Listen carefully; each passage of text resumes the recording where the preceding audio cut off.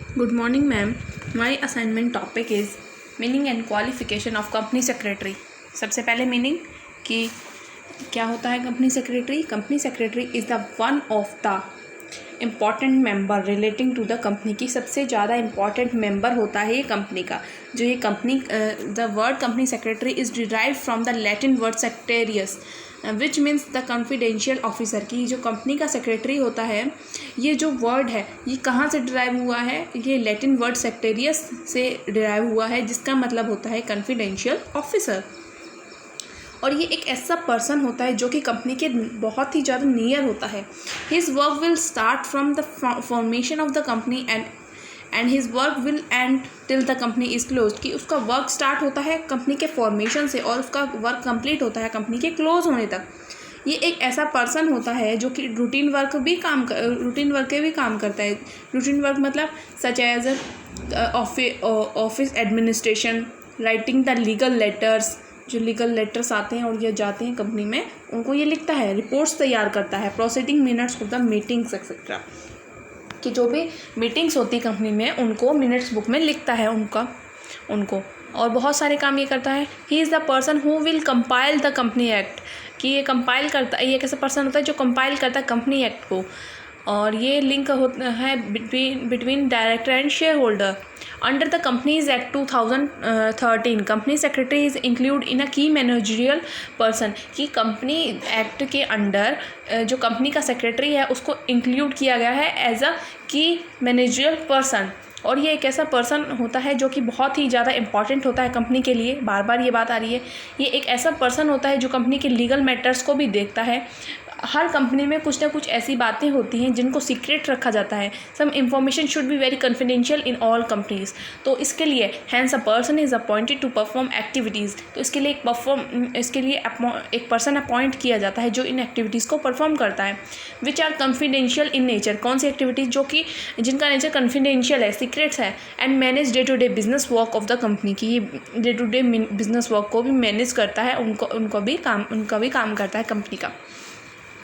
एक company secretary is a senior position in private sector company and और public secretary organisation. की ये जो कंपनी का सेक्रेटरी होता है एक सीनियर पोजीशन पर होता है, चाहे वो प्राइवेट कंपनी हो या फिर पब्लिक कंपनी. फिर उसके बाद हमें डेफिनेशन दे रखी है. डेफिनेशन ऑफ कंपनी सेक्रेटरी की हमें according to section 224 of the company act 2013.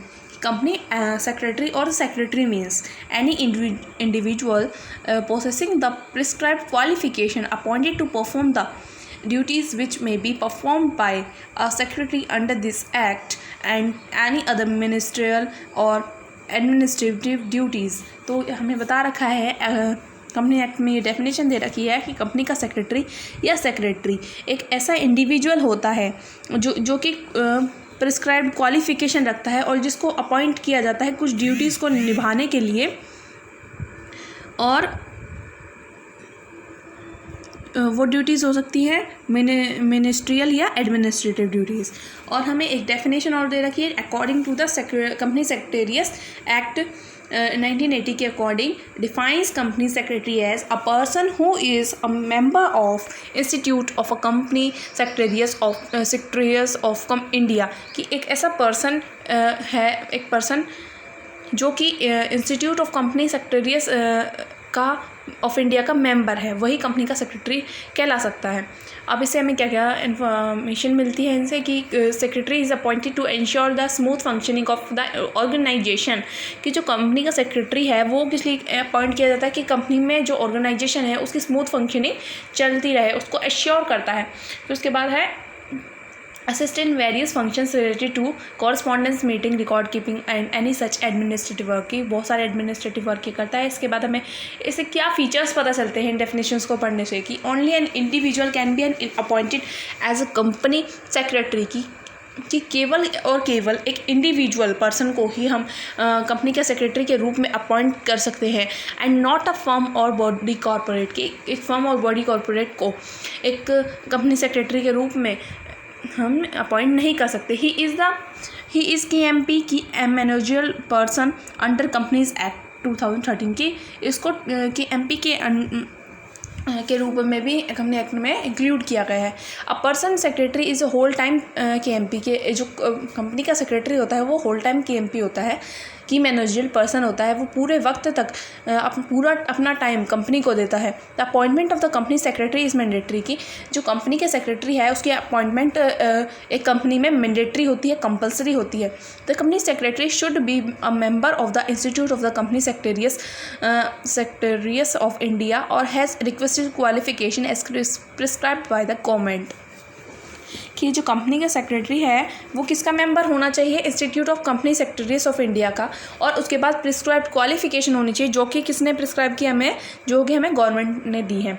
Under section 188 of the companies act 2013 if a public company has more than 3 director, कि अगर एक पब्लिक कंपनी के पास 3 से ज़्यादा डायरेक्टर होते हैं और उनमें से one of them is qualified, then that director can be appointed as a secretary,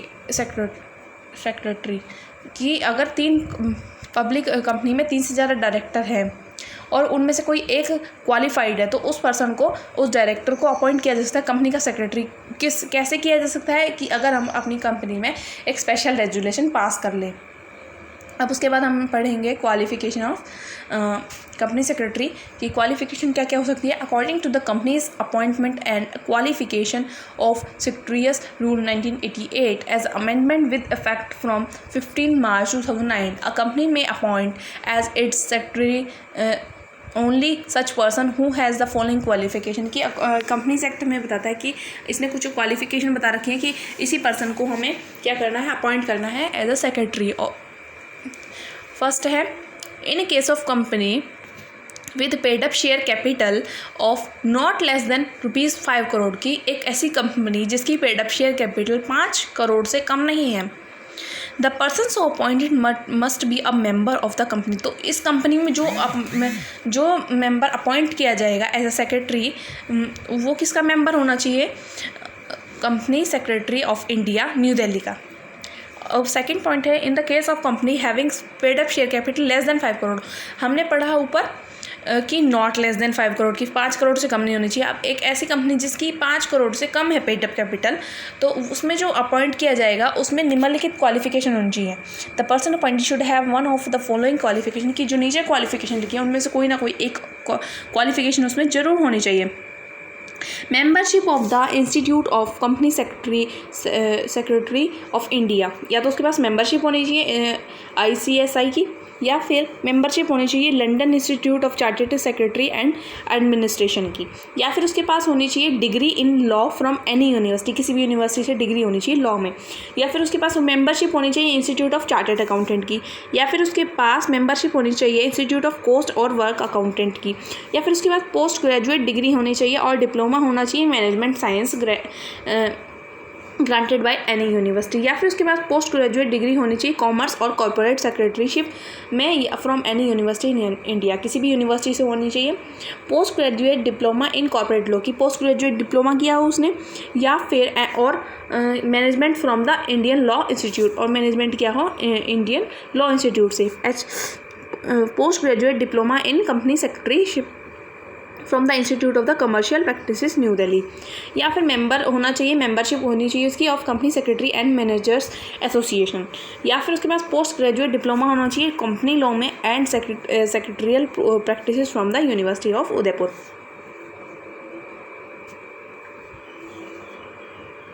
अब थर्ड पॉइंट है कि in case of company paid up share capital become more than 5 crore, की हमने लेस देन पढ़ा, अब और जिसकी 5 करोड़ है, या अगर अब एक कंपनी की पेड अप शेयर कैपिटल ऐसी है जो कि 5 करोड़ से ज़्यादा है, the company must with in 1 year, की उस कंपनी को क्या करना चाहिए, 1 ईयर में अपनी पेड अप शेयर कैपिटल को अगर उसने बढ़ाया है तो वो क्या ऐसे company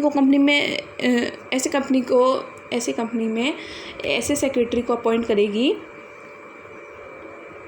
share capital appoint a whole time secretary, उसको क्या करना होगा, एक होल टाइम सेक्रेटरी को अपॉइंट करना होगा जो कि किसका मेंबर होगा, ICSI न्यू दिल्ली का।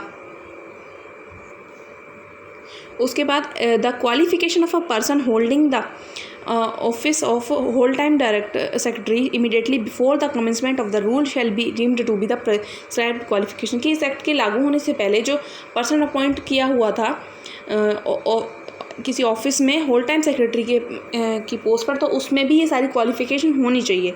The above qualification shall not be deemed to the prescribed qualification of any limited company की। ये जो ऊपर हमने क्वालिफिकेशन पढ़ी, ये ऐसी लिमिटेड कंपनी पर लागू नहीं होती जो कि विच हैज़ इनकॉर्पोरेटेड, जिसका निर्माण हुआ है development of art, science and religious और कल्चर, और जिसने कि पेमेंट ऑफ डिविडेंड को प्रोहिबिट्स किया है। फिर उसके बाद है 6th पॉइंट कि the new act is now operative with respect to the appointment of a company secretary from 10 दिसंबर 1988 कि जो नया एक्ट आया है 10 दिसंबर 1988 को, this is the company appointment and qualification of secretary rule. The institute of company secretary was establish as a legal association कि जो company institute of company secretary है वो इस्टेब्लिश किया गया है as a legal association under this act. इस act के according इस एक्ट में क्या है, 39 सेक्शंस हैं। The practices members of this institute is called secretarius. इसके अंदर जो मेंबर हैं उनको क्या किया जाता है, उनको कहा जाता है सेक्रेटरियस।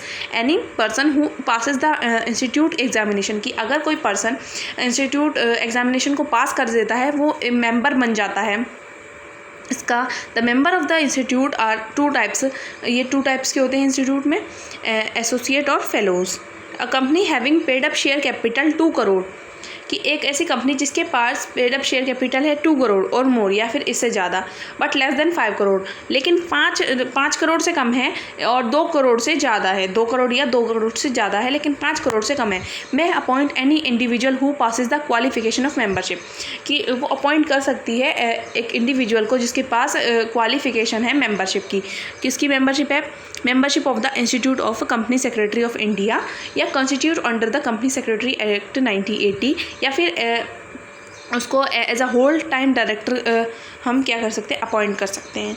अ person whose name is entered in the institute register is deemed to be associate कि एक पर्सन जिसका नाम इंस्टीट्यूट रजिस्टर में दर्ज है वो क्या होगा, is entitled to adds ASC after his name, ASC वो कर सकता है। Any institute who has had a working experience of 3 year, एक ऐसा पर्सन जिसके पास 3 ईयर का एक्सपीरियंस है वो भी क्या माना जाएगा, फेलो माना जाएगा FSC का, और वो भी FSC अपने नाम के साथ लगा सकता है।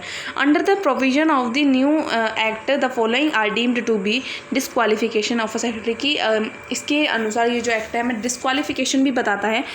क्या हो सकता है, बीइंग लेस देन 21